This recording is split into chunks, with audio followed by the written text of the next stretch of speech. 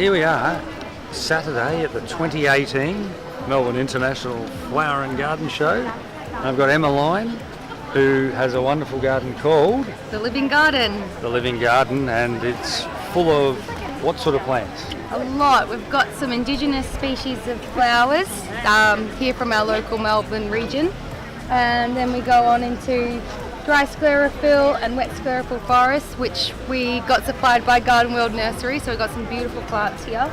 The garden's about incorporating habitats and different environments that are, will look after our ecosystems here within Victoria region.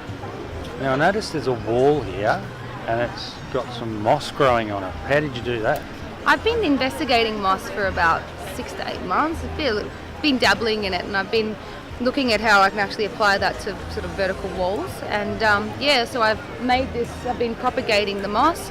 I've made a natural glue starch out of corn flour and a bit of sugar, and I've put some sort of fertilizer through it, and I've actually attached it to the wall and been misting it. So yeah, it's been doing really well. I must admit though, like it being here at the show and you don't have the right position for it, it's got a little bit warm. But at the base you can see it's growing really well, but the top's having a little bit of trouble. But otherwise it's been very successful. Well, I don't know too many people who've dabbled in moss, so there's a first for me. I like investigating. I like experimenting. I think, yeah. The other thing I've really noticed is the steel roof. Can you tell us a little bit about that? Yeah, so Lump Sculpture Studio made it for me, and they've done such a wonderful job. It's actually based on the polyanthrous leaf here. So if you look at eucalypt. Yeah, so if you look, you can kind of see the representation of it up there. But they did such a fantastic job, and it's sort of the feature of the garden, sort of that area where you can go in and unwind and really enjoy your space, but have it all connected with the plants in some way as well. And have you had a lie in the hammock today, or? It's wet. Oh, yes, it's been too wet. We have had some rain. Yes. It's been good for the plants though, and we always need some rain, so there's nothing wrong with that. But I had a lay in it yesterday.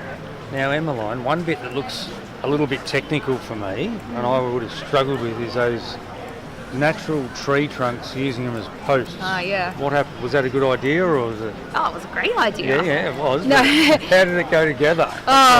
It was really hard. We got the tree trunk sourced from a recycled plant, and they'd been sitting there for about 25 years. Wow.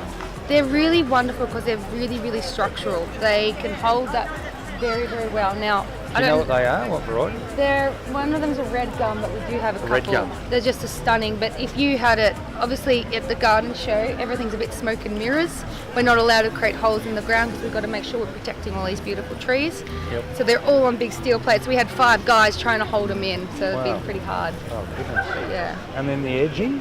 Edging is wonderful. We got this from Straight Curve Guarded Edging. Right. And it's an interlocking system, and it's really lovely. I think it really ties well with our Australian sort of plants, the Core 10. But the rust look about it. It does. So Yeah. it'll come out like a black sort of sheet metal. But then when you wet it, it'll rust, and then it actually sets and seals itself, so it won't rust anymore. So it'll be a permanent structure in your garden. And I'm looking over, and even the gravel I'm liking. I guess we don't call it gravel. What are It's a topping. So Right. we used to have the Lilydale toppings, but unfortunately they've all finished up. So this one's called Lily Cam, and it's a lovely sort of light greyish with a tinge of blue through it. Yep. So it's just a really good colour, especially if you're going with the sort of bluish colour palette. It ties really well into that. Curtains just look amazing. Oh, yes. Who made those? So her name is Sarah Gian Siracusa. It's a very big name to say. Yes. Her Instagram is called Woven at Sarah Jo. Yep. And she makes the most beautiful woven artworks, and I asked her, would you be interested in making a curtain to sort of match the hammock? Yep. And as you can see, they're absolutely stunning, and I just can't suggest more to go in and have a look at it. But a lady by the name of Linda at Present Story in Coburg will also sell those things as well.